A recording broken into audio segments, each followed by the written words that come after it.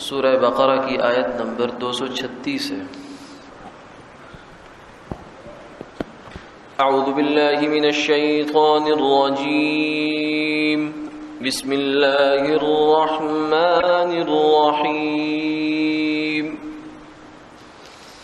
لا جناح علیکم ان طلقتم النساء ما لم تمسوهن او تفرضوا لهن فریضة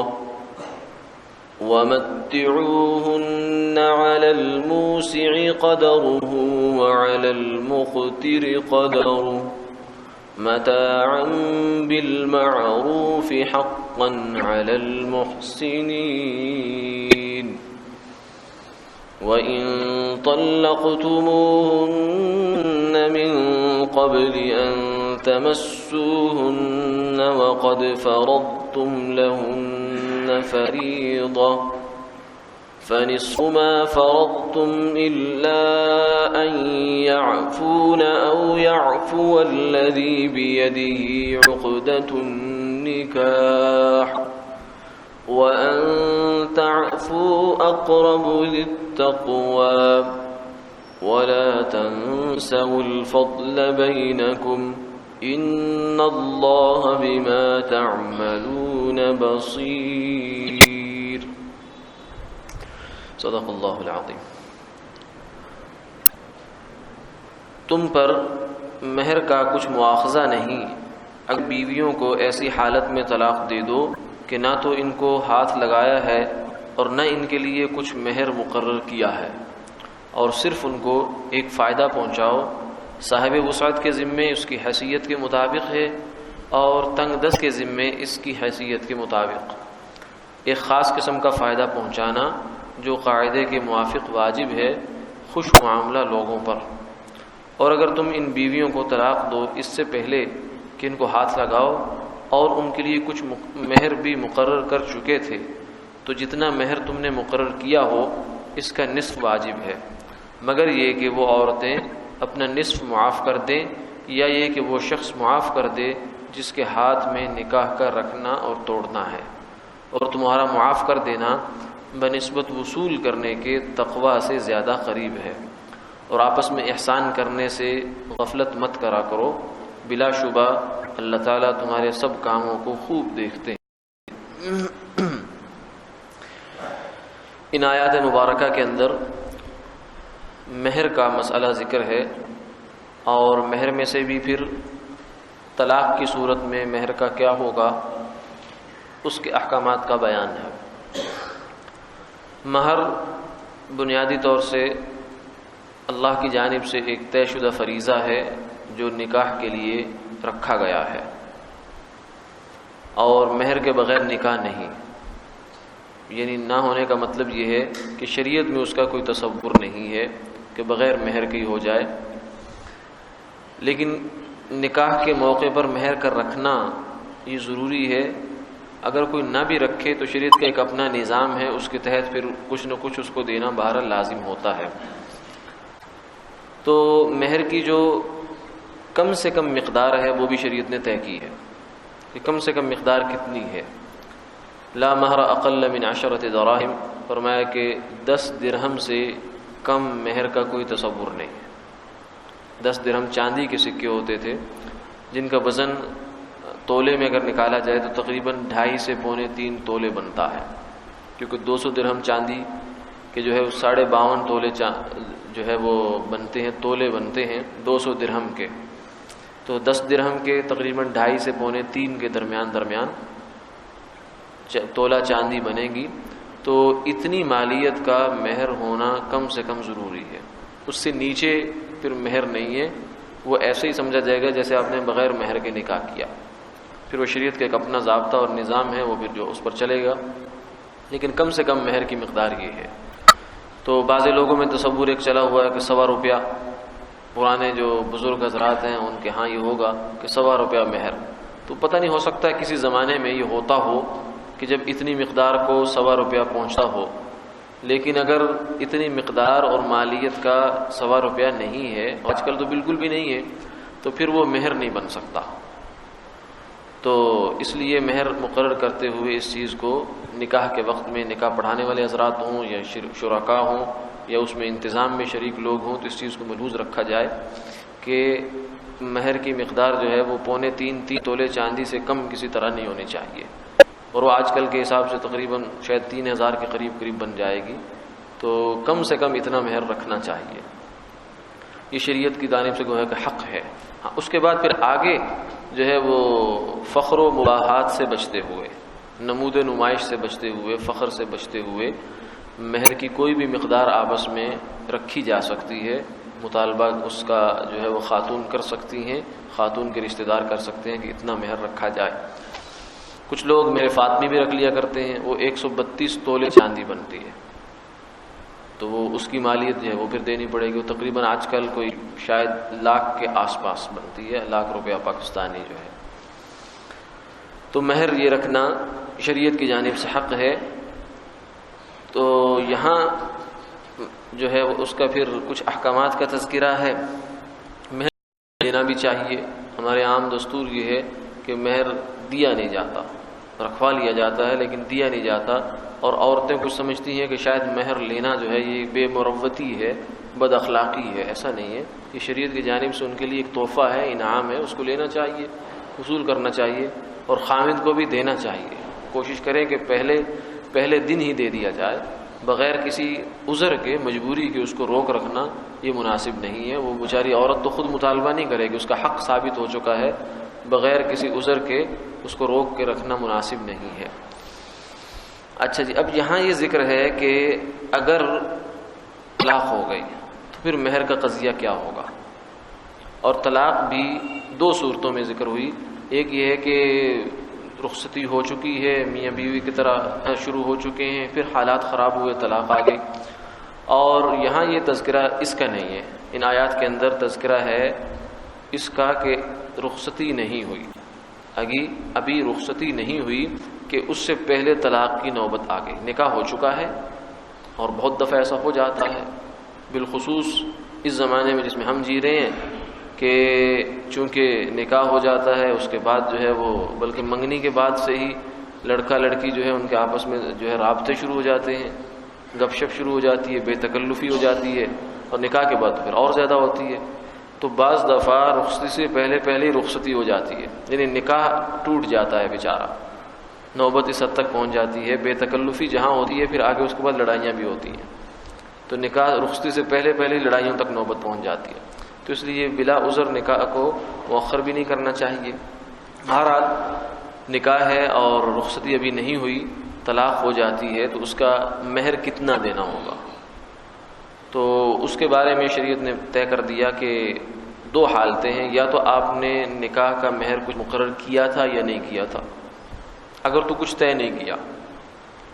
تو اس صورت میں پھر کوئی آپ کے اوپر مقدار طے نہیں ہے، ہاں ایک جوڑا دینا پڑے گا آپ کو،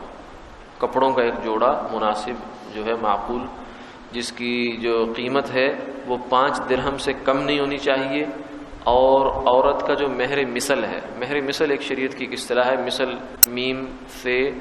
اور لام کے ساتھ، مطلب جو نقل کہہ سکتے ہیں آپ اس کو، مثلیں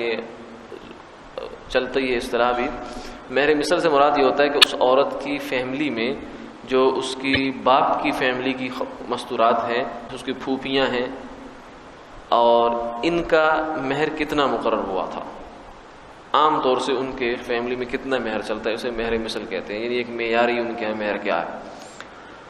تو وہ جو جوڑا ہے وہ 5 درہم سے کم نہیں ہونا چاہیے، اور مہر مثل سے زیادہ نہیں ہونا چاہیے، مہر مثل سے اس کی قیمت زیادہ نہیں ہونی چاہیے۔ یہ طے شدہ ہے کہ اس کو اتنی مقدار کے ایک کپڑوں کا جوڑا مع چادر کے دیا جائے گا۔ تو یہ اس صورت میں ہے جب مہر مقرر نہ ہوا ہو، اور اگر مہر مقرر ہو گیا ہے تو اس صورت میں فرمایا کہ پھر نصف مہر آتا ہے۔ رخصتی سے پہلے اگر طلاق ہو گئی تو اس صورت میں جتنا مہر طے کر دیا تھا اس کا نصف آئے گا۔ اگر 1,00,000 مہر رکھا ہے تو 50,000 دینا پڑے گا، اور اگر مکان لکھوا دیا ہے مہر کے اندر تو آدھا مکان دینا پڑے گا، آدھا پلاٹ دینا پڑے گا اگر لکھوا دیا ہے مہر کے اندر۔ تو یہ بھی یعنی مہر جو ہے حق لازم ہوتا ہے، بعض لوگ یہ سمجھتے ہیں کہ شاید یہ مہر یہ بس ایک رسمی کارروائی ہے، وہ جب پوچھا جاتا ہے تو کہتے ہیں لکھ دو جو کچھ لکھنا ہے، وہ بعد میں جب لکھا ہوا سر پڑتا ہے تو پھر روتے پھرتے ہیں کہ یہ کیا ہو گیا، مہر دینا پڑے گا، تو بھائی دینا پڑے گا، قانون بھی کہتا ہے، شریعت بھی کہتی ہے دینا پڑتا ہے، تو اس لیے مہر لکھواتے ہوئے اس چیز کا بھی خیال رکھنا چاہیے۔ حضرت عمر رضی اللہ تعالیٰ نے یہ بھی فرمایا کہ لا تغالوا فی المہر، کہ مہر میں زیادہ مبالغہ بھی نہ کیا کرو، بہت آگے بڑھ چڑھ کے جو ہے فخر و مباحات کے ساتھ مقابلہ بازی شروع کر دی کہ اس کا مہر اتنا ہے تو ہمارا اتنا ہونا چاہیے، اس کا اتنا ہے تو ہمارا ہونا چاہیے، کیونکہ بعد میں یہ دینا بھی ہوتا ہے۔ تو جو کچھ بھی طے کیا ہے، مقرر کیا ہے، اس کا نصف دینا پڑے گا، آدھا دینا پڑے گا، یہ جب مہر مقرر کیا ہو۔ لیکن اسی کے ساتھ فرما دیا کہ پھر بھی اس میں کوئی گنجائش ہے دونوں جانبوں کے لیے، اگر وہ ایک دوسرے کے ساتھ احسان کرنا چاہتے ہیں، الا ان یعفون او یعفو الذی بیدہ عقدۃ النکاح، عورت اگر وہ نصف معاف کر دیتی ہے، کہتی میں نہیں لیتی، یعنی اس کا نصف لینا حق بنتا ہے، وہ کہتی میں نہیں لیتی تو اچھی بات ہے، یہ معاف کر دے گی تو اپنا حق چھوڑ رہی ہے۔ اور جو بندہ اپنا حق چھوڑتا ہے، صاحب حق پر ہونے کے باوجود اپنے حق سے دستبردار ہوتا ہے، تو اللہ کے اس کا بڑا مقام ہے۔ فرمایا کہ من ترک المراء وهو حق فی ذلک بنی له بیت فی وسط الجنہ، جو بندہ حق پر ہونے کے باوجود جھگڑا ترک کر دیتا ہے، چھوڑ دیتا ہے، پیچھے ہٹ جاتا ہے، نفس پر جو ہے وہ جبر کر کے پیچھے ہٹتا ہے، دل آمادہ نہیں ہوتا، تو بنی لہ بیت فی وسط الجنہ، اللہ اس کے لیے جنت کے بیچوں بیچ گھر بنائیں گے، یعنی اس کی اس جو جذبات کی قربانی کی ہے، اس نے نفس کی قربانی کی ہے، اللہ اس کو یہ انعام عطا فرمائیں گے، جنت کے درمیان میں اس کا گھر بنائیں گے، سینٹر میں۔ اور یا پھر یہ ہے کہ مرد چھوڑ دیتا ہے، چھوڑنے سے مراد یہ ہے کہ وہ پورا کر دیتا ہے، وہ کہتا ہے کہ میں نے نصف تو دینا ہی دینا ہے، چلو جتنا طے ہوا تھا اب سارے ہی لے لو، تو یہ بھی اچھی بات ہے، وہ معاف کر دے یا یہ اپنے جانب سے کچھ تبرع کر دے، زیادہ کر دے، یہ بھی گنجائش ہے، اس میں کوئی حرج نہیں ہے۔ وَأَن تَعْفُوا أَقْرَبُ لِلتَّقْوَىٰ، اور فرمایا کہ معافی یہ تقویٰ کے زیادہ مرافق ہے، کیونکہ معاف کرنے کا مطلب یہ ہے کہ مال کو ترجیح نہیں دی، اور مال کو ترجیح نہ دینا، مال کو اپنی ترجیحات سے خارج کرنا، یہ بھی ایک صفت ہے انسان کے اندر جو ہونی چاہیے۔ ہاں اگر ضرورت ہے تو پھر لینا چاہیے، پھر لے لینا چاہیے، کوئی حرج نہیں ہے، یعنی حق موجود ہے، اور اگر ضرورت مند ہے انسان، اور ایسا نہ ہو کہ اپنے پاس گنجائش نہیں لیکن کہتا ہے چلو میں پورا مہر دیتا ہوں، اور خود تنگ دستی پر چلا جائے، یا عورت جو ہے اس کے پاس چلو مہر لے لے گی تو کچھ گزر اوقات اس کی ہو جائے گی، ویسے وہ تنگ دست ہے،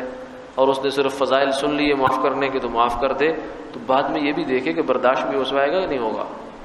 کیونکہ شریعت کا ہر حکم ہر حال میں ہر بندے کے لیے نہیں ہے۔ آپ صلی اللہ علیہ وسلم کی خدمت میں ایک صاحب جو ہے وہ، اب سیدنا ابو بکر صدیق رضی اللہ تعالی عنہ پورا مال لے آئے، عمر جو ہے وہ آدھا مال لے کر آئے، تو آپ نے ان کو قبول فرما لیا، عثمان کا بہت بڑا بڑا مال قبول فرمایا، لیکن ایک دفعہ ایک صاحب سونے کا ایک ٹکڑا لے کر آ گئے کہ یا رسول اللہ یہ صدقہ ہے، میں راہ خدا میں دینا چاہتا ہوں، تو آپ نے اس کو واپس کر دیا ان کو۔ تو علماء نے لکھا ہے کہ یہ حالانکہ کوئی ویسے وجہ نہیں تھی اس کے اندر، کہ یہ لانے والے کے جو ہے ایمان کی سطح پر ہے اور برداشت کی قوت پر ہے،